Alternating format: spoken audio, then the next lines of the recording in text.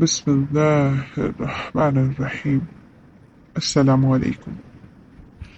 آج آپ لوگوں کی خدمت میں میں سورہ فاتحہ کی آیت نمبر 6 کی تفسیر کروں گی۔ باقی آیات کی تفسیر پچھلی ویڈیوز میں بیان کر چکی ہوں۔ باقی آیات کی تفسیر کے لیے میرے چینل پہ وزٹ کیجیے۔ خوب، آج میں آیت نمبر 6 کی تفسیر کروں گی سورہ فاتحہ کی، اور اس کے بعد آیت نمبر 7 کی بھی۔ اہدنا الصراط المستقیم، ہمیں سیدھے راستے کی ہدایت فرما۔ ہدایت کیا ہے؟ ہدایت وہ لفظ ہے، اس چیز کے لیے یوز ہوتا ہے جہاں پہ مہر و محبت سے رہنمائی کرنا، یعنی کہ رہنمائی تو کر لیکن محبت کے ساتھ، کیونکہ اسی لیے بلا معاوضہ اور خلوص و محبت سے دیے جانے والا تحفہ ہدیہ کہلاتا ہے، یعنی کہ ہدایت ہدیے سے نکلا ہے، یعنی کہ مہر و محبت سے رہنمائی فرمانا۔ اللہ تعالیٰ کی حمد و ثنا، اس کی ربوبیت اور روز جزا کے اعتراف اور عبادت و استعانت کا صحیح تصور قائم کرنے کے بعد انسان کو جس چیز کی سب سے زیادہ ضرورت ہوتی ہے وہ ہدایت اور رہنمائی ہے، کیونکہ انسان عبث نہیں بلکہ ایک اعلیٰ ہدف کے لیے خلق ہوا ہے۔ اب خالق پر لازم ہے کہ اس اعلیٰ ہدف کی طرف اس کی رہنمائی کرے، یعنی کہ اگر پروردگار نے ایک ہدف تیار کر لیا ہے انسان کے لیے کہ وہ تمہاری منزل ہے، تم نے وہاں تک پہنچنا ہے، تو بے شک کہ وہ خود راستہ بھی دکھائے گا۔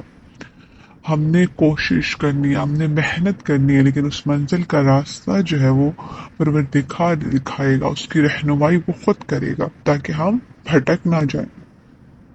ہاں، اگر ہم اس کی رہنمائی نہیں لیں گے، اس سے ہم اس کی ہدایات پہ عمل نہیں کریں گے، جو سائنس اس نے بتائے ہیں اس کو فالو نہیں کریں گے، تو ظاہر ہے کہ ہم اس منزل پہ نہیں پہنچ سکیں گے، ہم اپنے راستے سے بھٹک جائیں گے۔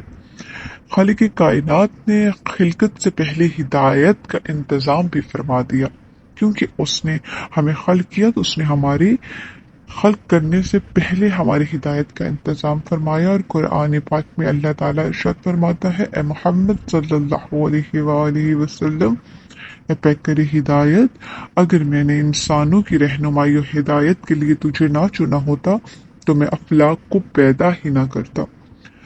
صراط سے حرکت اور روانی کا تصور بھی قائم ہو جاتا ہے، یعنی مومن قدم با قدم منزل کی طرف بڑھ رہا ہے۔ صراط کیا ہے؟ راستہ ہے، ٹھیک ہے۔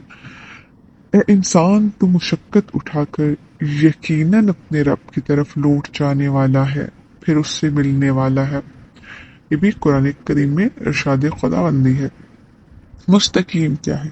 مستقیم سے اس راہ میں پیش آنے والے مشکلات کا اندازہ ہوتا ہے کہ صراط کٹھن اور دشوار گزار ہے، کیونکہ صراط المستقیم کے مقابلے میں صراط منحرف ہوتی ہے، جس سے بچنے کے لیے ہدایت، رہنمائی اور جہد مسلسل کی ضرورت ہوتی ہے۔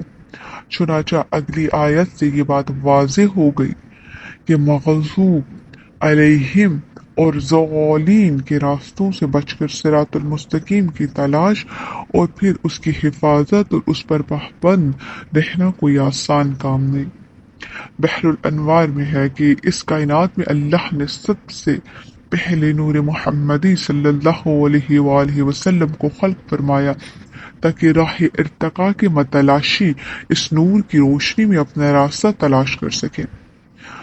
اعتراض کیا جاتا ہے کہ ہدایت کی طلب اور خواہش سے تو گمان ہوتا ہے کہ بندہ ابھی تک ہدایت یافتہ ہوا ہی نہیں، تو اس کا ایک جواب یہ دیا جاتا ہے کہ اللہ تعالیٰ کی ذات سرچشمہ فیض ہے، اس کی عنایات غیر منطقی ہیں، یعنی کہ ابھی نہ ختم ہونے والی ہیں، جیسے کہ سورہ ہود میں اللہ تعالیٰ ارشاد فرماتا ہے، وہاں منقطع نہ ہونے والی بخشش ہوگی، اور اللہ کی جانب سے فیض کا سلسلہ ہمیشہ جاری رہتا ہے جو کبھی بھی ختم نہیں ہوتا۔ دوسری طرف سے بندہ سراپا محتاج بھی تو ہے، وہ ایک لمحے کے لیے بھی سرچشمہ فیض سے بے نیاز نہیں رہ سکتا۔ ہدایت، رہنمائی اور توفیق اس لیے نافیوزات ہے جو ہمیشہ جاری و ساری رہتے ہیں، اور اب بندہ ہر آن جن کا محتاج ہے ہدایت اسی چیز نہیں جو خدا کی طرف سے اگر ایک بار مل جائے تو پھر بندہ بے نیاز ہو جاتا ہے، بلکہ وہ ہر آن ہر لمحہ ہدایت کا محتاج رہتا ہے۔ بندے کا ہر آن ہر لمحہ اللہ کی رحمت و ہدایت کا محتاج ہونا اس دعائے جملے سے واضح ہو جاتا ہے، جس کا ذکر رسول اکرم صلی اللہ علیہ وآلہ وسلم اور آئمہ اہل بیت علیہ السلام اپنی دعاؤں میں نہایت ہی اہتمام کے ساتھ کیا کرتے تھے۔ اصول کافی میں یہ دعا بیان کی ہے: میرے مالک، مجھے کبھی بھی چشم زدن کے لیے اپنے حال پر نہ چھوڑنا۔ بھلا جس سے اللہ نے ہاتھ اٹھایا ہو اسے کون ہدایت دے سکتا ہے؟ بس اللہ کے بعد اب اسے کون ہدایت دے گا؟ کیا تم نصیحت حاصل نہیں کرتے؟ القرآن۔ ٹھیک ہے، روایت ہے کہ امیر المومنین اس آیت کی تفسیر میں ارشاد فرماتے ہیں: خداوندہ اپنی عطا کردہ توفیق کو برقرار رکھ، جس کی بدولت ہم نے ماضی میں تیری اطاعت کی، تاکہ ہم آئندہ بھی تیری اطاعت کرتے رہیں۔ دوسرا جواب اس اعتراض کا یہ دیا جاتا ہے کہ ہدایت کے درجات ہوتے ہیں، اور ہر درجے پر فائز مسلمان بالاتر درجہ ہدایت کے لیے دعا کر سکتا ہے، جیسا کہ ارشاد ہوا ہے: جن لوگوں نے ہدایت حاصل کی اللہ نے ان کی ہدایت میں اضافہ فرمایا اور انہیں ان کا تقوی عطا کیا۔ بندے کو اللہ تعالیٰ کی مدد کی سب سے زیادہ ضرورت ہدایت کے وسیلے میں ہوتی ہے۔ مومن کا تصور حیات راہ مستقیم کی رہنمائی کے لیے دعا کرنے سے ہی ممکن ہے۔ مومن انسان اپنی زندگی کی ایک منزل مقصود رکھتا ہے جس تک پہنچنے کے لیے ہدایت اور رہنمائی کی ضرورت پڑتی ہے۔ انسان مومن متحرک اور رواں دواں ہوتا ہے، اس لیے اسے ہر آن رہنمائی کی ضرورت ہوتی ہے، کیونکہ اگر انسان جمود و سقوط کی حالت میں ہو تو اس کے لیے کسی رہنمائی کی ضرورت پیش نہیں آتی۔ اب ہم نیکسٹ آیت کی طرف چلتے ہیں جو کہ آیت نمبر 7 ہے اور سورہ حمد کی لاسٹ آیت ہے۔ ان لوگوں کے راستے کی جن پر تو نے انعام فرمایا، جن پر نہ غضب کیا گیا نہ ہی گمراہ ہونے والے ہیں۔ صراط الذین انعمت علیہم غیر المغضوب علیہم ولا الضالین۔ ان لوگوں کے راستے کی جن پر تو نے انعام فرمایا، جن پر نہ غضب کیا گیا نہ ہی گمراہ ہونے والے ہیں۔ مغضوب کیا چیز ہے؟ خون قلب کا جوش ماننا، ارادہ انتقام۔ غضب الہی سے مراد صرف انتقام ہے۔ اور ضالین ضلال سے نکلا ہے، یعنی کہ ہدایت کی ضد ہے، یعنی کہ سیدھے راستے سے ہٹنا۔ اس آیت شریفہ میں اسوا کا ذکر ہے جسے نمونہ عمل بنایا ہے، اور دو مختلف راستوں کا بھی ذکر ہے جن سے بریت اختیار کرنی ہے۔ گویا تولا و تبرہ کے بغیر کوئی نظریہ قائم نہیں ہو سکتا۔ لہذا ہدایت اور نجات کے لیے من علیہم جن پر خدا کی نعمتیں نازل ہوئی سے محبت، و مغضوب علیہم اور ضالین سے نفرت ضروری ہے۔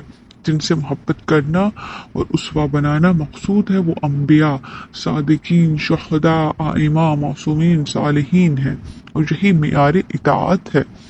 چنانچہ ارشاد الہی ہے: اور جو اللہ اور رسول کی اطاعت کرے وہ ان انبیاء، صادقین، گواہوں اور صالحین کے ساتھ ہوگا جن پر اللہ نے انعام کیا ہے، اور یہ لوگ کیا ہی اچھے رفیق ہیں۔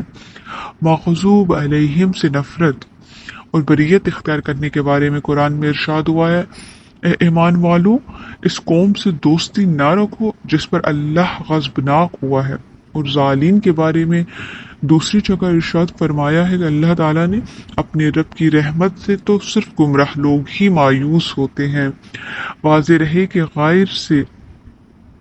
غیر کے مجرور ہونے کی ایک صورت تو یہ ہے کہ ہم کا بدل ہے جو علیہم میں ہے، یعنی غیر مغضوب وہی لوگ ہیں جو انعمت علیہم ہیں۔ دوسری صورت یہ ہے کہ غیر الذی کا بدل ہے۔ تیسری صورت یہ ہے کہ غیر الذی کی صف ہے۔ تینوں صورتوں میں جو ترجمہ ہم نے اختیار کیا ہے وہی جو ہے صحیح ترجمہ ہے۔ ہدایت اللہ کی سب سے بڑی نعمت ہے۔ صراط الذین انعمت علیہم، اللہ کی نعمت سے محروم لوگ مغضوب اور ذلین ہیں، یعنی کہ وہ غضب اور غضب خداوندی اور گمراہ ہوتے ہیں۔ تولا اور تبرہ جو ہے وہ ہمارے ایمان کا حصہ ہے، اور تولا تبرہ سے مراد نیکیوں کی روش اپنانا اور برے لوگوں کی پیروی سے اجتناب کرنا ہے۔ خوب ہماری آیت نمبر 6 اور آیت نمبر 7 کی تفسیر اس ویڈیو میں مکمل ہو چکی ہے۔ میں نے بہت ہی مختصر انداز میں کوشش کی ہے کہ سورہ فاتحہ کی تفسیر آپ لوگوں تک پہنچاؤں، حالانکہ سورہ فاتحہ کی تفسیر بہت ہی زیادہ جو ہے تفصیلی ہے اور بہت لمبی ہے، اور قرآن ایسی کتاب ہے کہ اس کو جتنا زیادہ پھیلاتے جائیں، جتنا زیادہ اس پہ غور و فکر کرتے جائیں، وہ اتنا کھل کے سامنے آتا ہے، اور خدا ہماری رہنمائی فرماتا رہتا ہے اور ہمیں ہدایت دیتا ہے اس کے بارے میں۔ خوب میں نے مختصر ترین سورہ فاتحہ کی تفسیر آپ لوگوں کے سامنے رکھی، اور آج کے اس پارٹ میں ہماری یہ تفسیر جو ہے مکمل ہو چکی ہے سورہ فاتحہ کی۔ انشاءاللہ کہ نیکسٹ ویڈیو میں کسی اور سورت کی تفسیر یا قرآن کے حوالے سے کوئی اور ویڈیو انشاءاللہ اب تک لے کے آؤں گی۔